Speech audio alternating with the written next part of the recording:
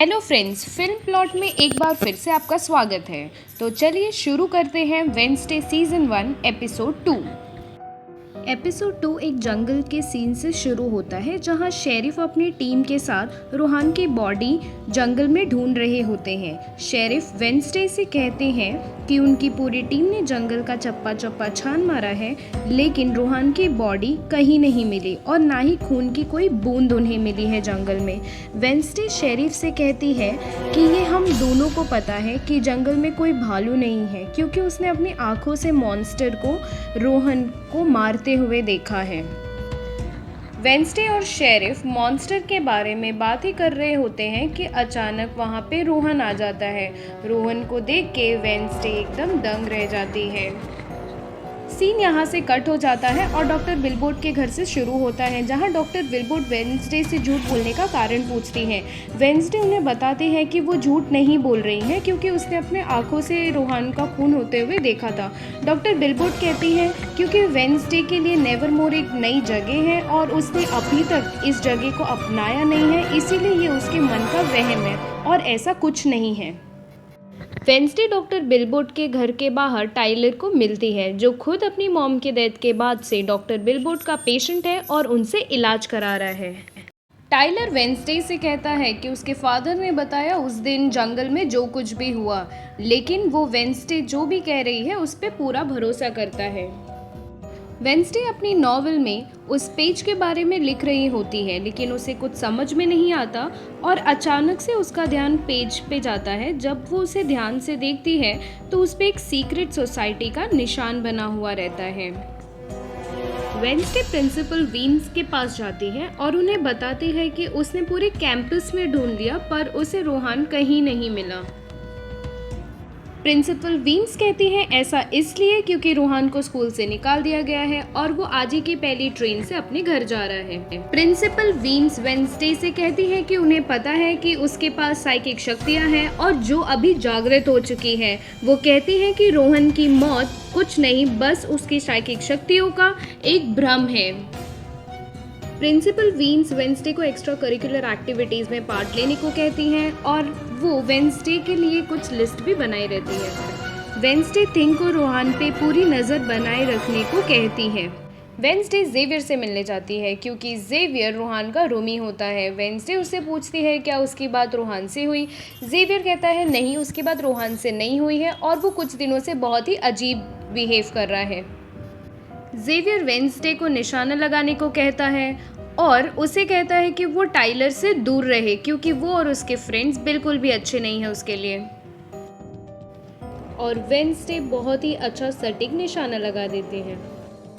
Wednesday Eugene से मिलती है, जो नेवरमोर में मधुमक्खी पालन का काम करता है। प्रिंसिपल वीन्स के कहे अनुसार वेडनेसडे मधुमक्खी पालन को अपना एक्स्ट्रा करिकुलम चुनती है। तभी वहाँ पे थिंग आ जाता है और वो वेडनेसडे को इशारों में चलने को कहता है, क्योंकि रोहन स्कूल से जाने वाला होता है। वेडनेसडे जब रोहन से बात करने की कोशिश करती है तब रोहन कहता है कि उसे मना किया गया है वेडनेसडे से बात करने के लिए और उस रात जंगल में वो सिर्फ अपना दिमाग शांत करने के लिए गया था। वेडनेसडे रोहन के पीछे थिंग को भेज देती है और उसे कहती है कि वो उस पर अच्छे से नज़र रखे। मिस थॉर्नेल रोहन को स्टेशन पे छोड़ के चली जाती है। रोहन स्टेशन की ओर जाने लगता है और थिंग भी उनका पीछा करने लगता है। तभी रोहन एक वॉशरूम देखता है। वॉशरूम के अंदर जाके रोहन अपना रूप बदल देता है। थिंग उसे बहुत ढूंढने की कोशिश करता है बट उसे नहीं ढूंढ पाता है। फिर हमें पता चलता है कि ये जो बहरूपिया है वो कोई और नहीं बल्कि प्रिंसिपल वीन्स होती हैं, जो वेडनेसडे का ध्यान केस से हटाने के लिए रोहन का रूप ले लेती हैं। थिंग वेडनेसडे को बताता है कि रोहन वॉशरूम से गायब हो गया है, जिस पे वेडनेसडे को बहुत ज़्यादा गुस्सा आ जाता है। वेडनेसडे केस की छानबीन के लिए जंगल में जाती है, जहां उन्हें शेरिफ गेल्पिन भी दिखते हैं, जो अपने डॉग के साथ एक केस की छानबीन कर रहे होते हैं। तभी टाइलर वेडनेसडे को अपने फादर से बचा लेता है, जो खुद वहां पे अपने फादर की जासूसी करने आया हुआ होता है। और छानबीन के दौरान वेडनेसडे को रोहन का चश्मा मिलता है, जिसे छूते ही वेडनेसडे की साइकिक शक्तियाँ जागृत हो जाती हैं और उसे एक सीक्रेट लाइब्रेरी दिखती है और वही बुक दिखती है जिससे रोहन ने वो पेज फाड़ा होता है। वेंसडे इस निशान की बुक को ढूंढने नेवरमोर की लाइब्रेरी में जाती है। तभी वहाँ मिस थॉर्नहिल आ जाती हैं और वो उसे बताती हैं कि सीक्रेट सोसाइटी कई सालों पहले ही बंद हो गई है और यहाँ पे उसे कोई भी बुक नहीं मिलेगी। वेंसडे और थिंग छानबीन करने के लिए रोहन के कमरे में जाते हैं। तभी वहाँ पे जेवियर और प्रियंका आ जाते हैं, जो पहले रिलेशनशिप में थे पर सेमेस्टर के शुरुआत में उनका ब्रेकअप हो जाता है। प्रियंका जेवियर को कहती है कि वो वेंसडे से दूर ही रहे क्योंकि वेंसडे उसके लिए एक सही लड़की नहीं है। प्रियंका जेवियर को बताती है कि कल के एड का एलन प्रो कप कॉम्पिटिशन में वो वेंसडे की फ्रेंड एनेट की धज्जियाँ उड़ाने वाली है और उसने अपनी गेम की पूरी तैयारी कर ली है। सीन यहाँ कट हो जाता है और वेंसडे के रूम से शुरू होता है, जहाँ एनिट रो रही होती है क्योंकि उसकी एक प्लेयर को एलर्जिक रिएक्शन हो जाता है और वो कल के एड का एलन प्रो कप कॉम्पिटिशन के लिए नहीं खेल पाएगी। वेंसडे उसे बताती है कि ये सब प्रियंका ने किया है और वो कल के मैच में एनेट के टीम के साइड से खेलेगी। एडका एलन प्रो कप में 4 टीमें पार्टिसिपेट करती हैं और जैसे ही प्रिंसिपल वीम्स गोली चलाती है, सारी टीम अपने अपने मिशन पे निकल जाती हैं। प्रियंका का एक फ्रेंड होता है जो मछली बनकर एक टीम की नाव को गिरा देता है और उन्हें डिस्क्वालीफाई करवा देता है। जैसे ही वो मछली वेंसडे की नाव की तरफ आती है, वेंसडे अपने मिनी टेलीस्कोप की मदद से उसे देख लेती है और वो थिंग को बोलती है बटन दबाने के लिए। जैसे ही वो मछली आती है, थिंग बटन दबा देता है और वो मछली के ऊपर एक जाल आ जाता है और वो जाल में फंस जाता है मछली। वेंसडे अपनी टीम का झंडा लेने के लिए नदी के दूसरे छोर पर पहुंच जाती है और वो एनेट को कहती है कि वो नाव में ही रहे और अपनी नाव प्रियंका से बचा के रखे। थिंग इनेट की मदद करता है जोकर ग्रुप को भटकाने में और तब इनेट उनकी नाव में अपना पंजा मार देती है। ही वेंसडे जोसेफ क्रैकस्टोन को छूती है, उसकी साइकिक शक्तियाँ जागृत हो जाती है और वो एक दूसरे दुनिया में चली जाती है, जहाँ पे उसे उसी के जैसे एक लड़की दिखती है जो उसे कहती है कि तुम ही असली कुंजी हो।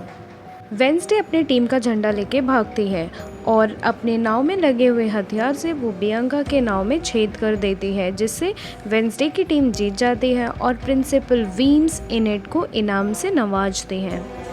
वेंसडे यहाँ पे आके एक पुतले के नीचे बैठती है और ऊपर ध्यान से देखने पे उसे सीक्रेट सोसाइटी का वही निशान दिखाई पड़ता है।